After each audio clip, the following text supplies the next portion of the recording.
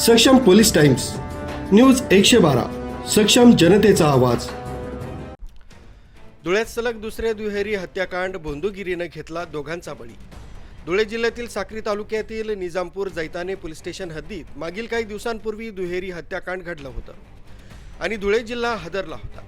त्याच पाठोपाठ लगेच धुळे जिल्ह्यातील साक्री तालुक्यात आणखी एक दुहेरी हत्याकांडाची घटना समोर आली आहे।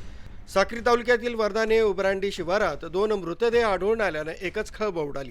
सदर हत्याकांड भोंदूगिरीच्या नादी लागल्यानं झाल्याचं बोललं जातंय। या प्रकरणी एका भोंदूला ताब्यात घेतल्याचं समजलंय। मिळालेल्या माहितीनुसार दिनांक 16 मे 2026 रोजी सकाळी भडगाव व वर्धाने टेंबे फाट्याजवळ एका विवाहितेचा मृतदेह आढळून आला। विवाहितेच्या अंगावर एक्सेस 125cc MH18 CF 8151 या क्रमांकाची दुचाकी टाकण्यात आली।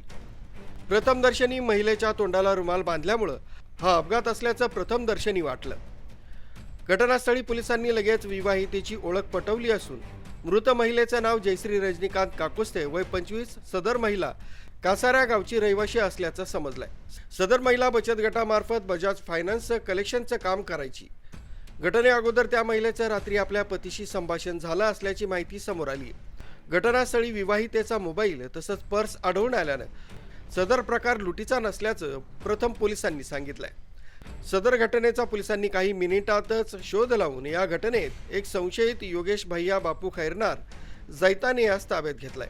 पोलिसांनी खाकी हिसका दाखवताच संशयितानं गुन्ह्याची कबुली दिली आहे। यातून एक धक्कादायक बातमी समोर आली।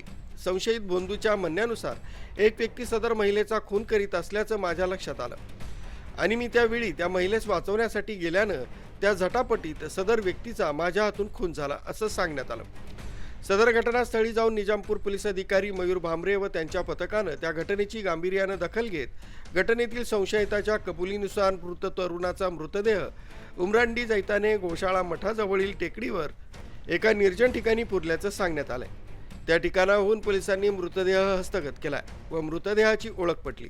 त्या मृत तरुणाचं नाव अक्षय सोनवणे असून तो भांडगे गावाचा रहिवासी असल्याचं समजलंय। सदर बंधूनं दिलेल्या उडवाउडवीच्या उत्तरामुळे पोलिसांचा संशय वाढला आणि विवाहितेच्या तोंडाला बांधलेला रुमाल व पर्स, मोटरसायकल यामुळे पोलिसांना शोध करणं सोपं झालं। सदर घटनेचं गांभीर्य ओळखून अतिरिक्त पोलीस अधीक्षक अजय देवरे या ठिकाणी स्वतः लक्ष देऊन होते।